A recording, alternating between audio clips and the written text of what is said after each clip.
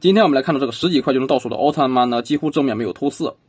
自带武器配件以及地台支架，浑身有超级丰富的可动关节可以打篮球，甚至还能开出来这种超级稀有的角色。嗨，帅哥，给个3连呗！哎。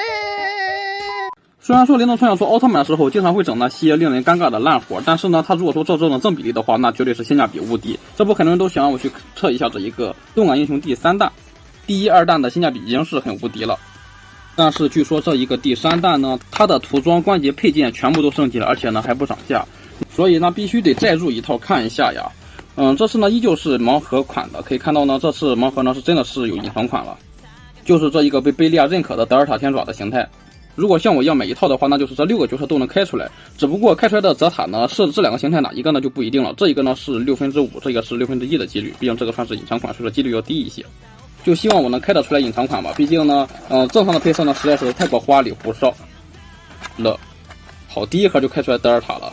那也就是说我并没有开出来隐藏款，有一些遗憾。作为低端可动呢，特别是这一种只要10几块钱还包邮的，肯定会是偷色偷的特别多。不过你会发现它这一个正面的偷色可以说是相当的少呀，基本上都可以忽略了。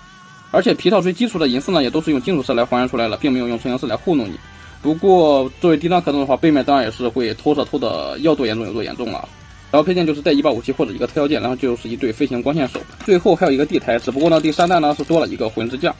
然后我们把其他的也都拆出来一起看一下吧。我们全部都拆出来之后可以看到，这次呢因为全部都是用了更多的涂装嘛，所以说呢看的是更加的美观了一些。最重要的是这6个角色呢可以看到，其中有3个竟然是给了 TV 的最终形态，2个呢是派生形态，还有一个是基础形态，而且6个都是主角，这次真的是选角不错，可以直接入一套。而且这次的身材呢做的也是相当严谨的，我们可以看到这一个强力型迪迦呢很明显腰要出了一大圈。他要这么做就是为了还原皮套演员的身材嘛。关于这件事情呢，当时在出真骨雕强力型迪迦的时候也已经是都讨论过了，就不用多赘述。比起第1、2弹呢，很明显的就是他这个涂装给的是特别的良心了，基本上偷色很少。关节上的改进的话，首先上半身就是胸腹部嘛，第1、2弹呢就是这种只有一个平转关节在这一个腰部，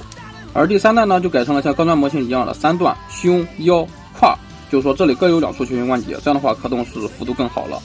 最后就是膝盖，本来呢是只有这么1段可动关节的，这次呢是改成了2段，这样2段关节的设计呢也会让这一个膝盖呢做的是更好看一些。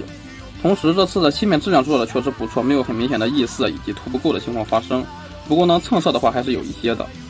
而且令人非常惊讶的是，这次的德凯强劲型呢可以看到它竟然是珠光的发色，很漂亮的。然后它作为一个10几块钱的低端可动呢，它的身形做的整体算是令人满意。最大的毛病可以看到就是它这一个胳膊感觉做的是略短，可以看到呢基本上和胯是平齐的。然后就是个别奥特曼，比如说泰迦就显得头做的有些小了，毕竟这个是大头娃娃嘛。可动方面的话也不用担心，比如说这个德尔塔天爪会有这么一个肩甲，这个肩甲呢是和胸连在一起的，所以说呢是更加的还原，而且呢不会干涉可动。头部的话是有上下的轻微可动，可以转动，胳膊的平台能够达到90度，大风车的话没问题。大臂这一边有平转关节，然后曲轴的话是能够达到90度。手腕是球形关节还算灵活，胸腰前倾后仰幅度有一点点，然后转动的话可以360度。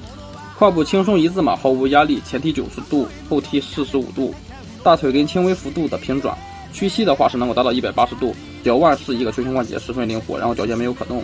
一圈把玩下来之后呢，整体的阻尼感还是十分舒服的。除了手型支架地台之外，其他的配件呢，要么是给光线，要么是给武器嘛。没有武器的话就是给光线特效键，比如说强力型迪迦的话就是给的篮球。然后泰迦虽然说是新生代，但是它确实没有武器，所以说给的也是一个光线。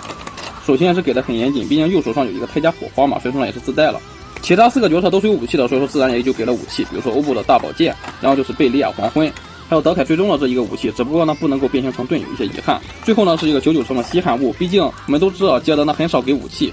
这次竟然把他的杰德之爪给你了，而且呢这次的主体还是一个稀罕物呀，竟然是机敏形态，这东西实在是好难得呀，好像没几个玩具出过吧。武器上的这些细节花纹呢也都是有给你还原出来，而且呢涂装也是给了一定的还原。好的，以上就是这一套动感英雄第3弹的情况了。如大家所见，在10几块的正版价位里面可以说是无敌了，更何况还是正比例全涂装呢。没有了解过前2弹也没关系，你只需要知道这个大小呢是3.75寸，也就是和我们平常玩的10厘米的玩具是一样大的，比如说超动、掌动还有布鲁可那些，所以可以放在一起玩。而且呢它本身也是出了很多角色嘛，在不到1年的时间里就出了3弹，所以说还是受到大家认可的。玩具本身的话，除了胳膊比较短之外，最大的遗憾恐怕就是没有透明键吧，希望第4弹能够做出来更大的改进。